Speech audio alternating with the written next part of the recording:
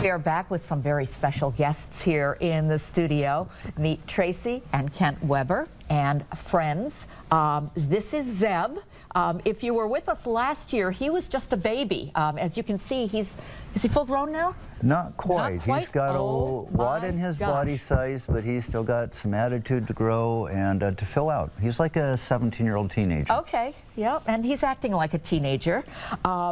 Maggie, who is over on the corner, she's just basically over there chilling, right? I'm a 70-year-old grandmother. I got this under control. I'm going to sleep.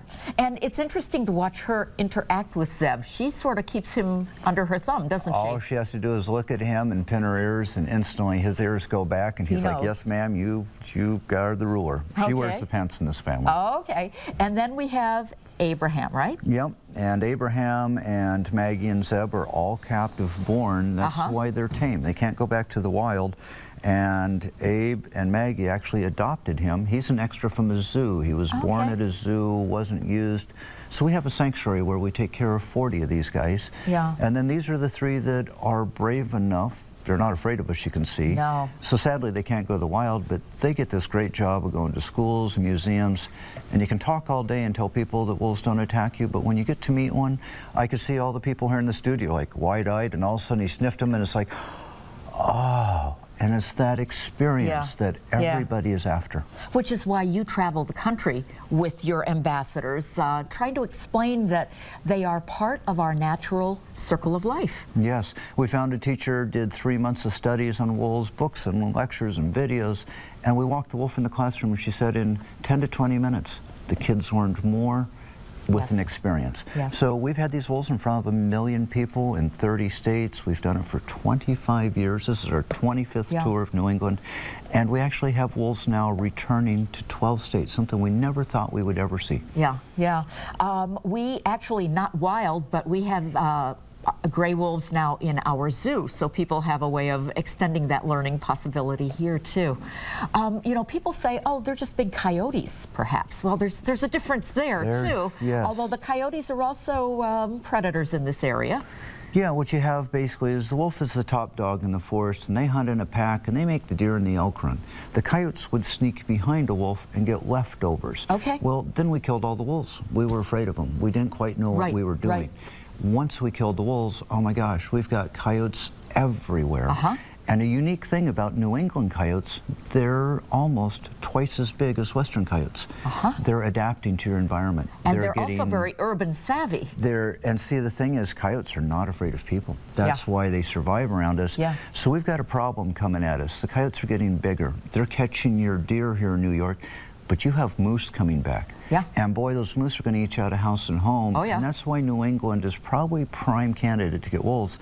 2 wolves kill coyotes. So once we put the wolves back in Yellowstone, they've killed so many coyotes that all the rabbits and the squirrels are feeding raptors. And the thing that we got to start teaching our kids, especially in New England, is if you're around a coyote, you don't run your bike by it. You don't go running past it. You don't put your earbuds in and jog in a trance-like state. Wild animals require you to be aware. And all you got to do is look at the coyote, look over its head. You don't want to make eye contact with wild animals, but just look over their head and go, hey, how you doing? And the coyote will go, oh my God, and run away.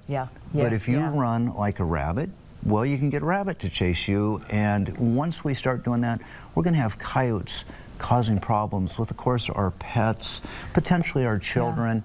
But we're at a time in New England where we really need to be proactive and get groups teaching children proper behavior around wild animals. Okay, good advice. Now you, as we say, travel. You've been out several weeks already this year. We have some pictures of the bus that you travel around in. This is actually a converted kennel, right?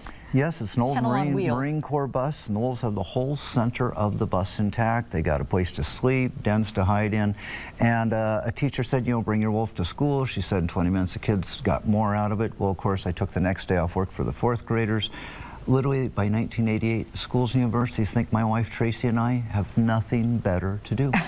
But it's just been amazing. We've had the wolves in front of the Hells Angels. We've had them in front of congressmen. We've had them on Mr. Rogers' Neighborhood. We've had them on NASA's Discovery Channel. And what we're finding is when people get to see it, we learn to care. And if you don't have an experience, you don't learn to care about it. So we're just finishing 5 weeks in New England. We've been in New Hampshire, Vermont, Massachusetts, Connecticut. This whole week's been spent in your state of New York. And tomorrow, around Sandy, right? Yep. And tomorrow we're tucking tail and we're headed back west to our sanctuary where we actually have 40 of these animals.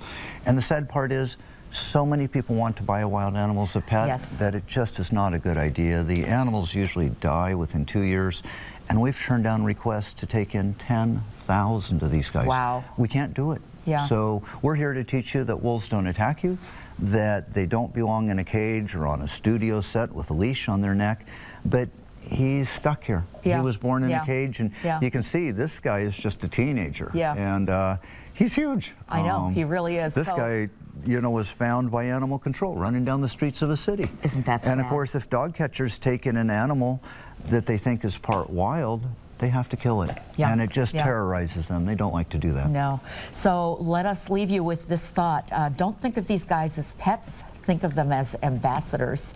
And if you want to know a lot more, these wolves are going to be at Beaver Lake, but don't go because they're already sold out the tickets. If you come back, we'll let you know in advance next year so that you can get tickets as well. There is, however, Mission Wolf, and they have a phenomenal website.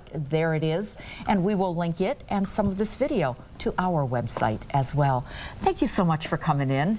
Safe journeys for you. Really and thank you so much for spreading the word here. We appreciate it too. You're welcome. Thank you. And we'll be right back.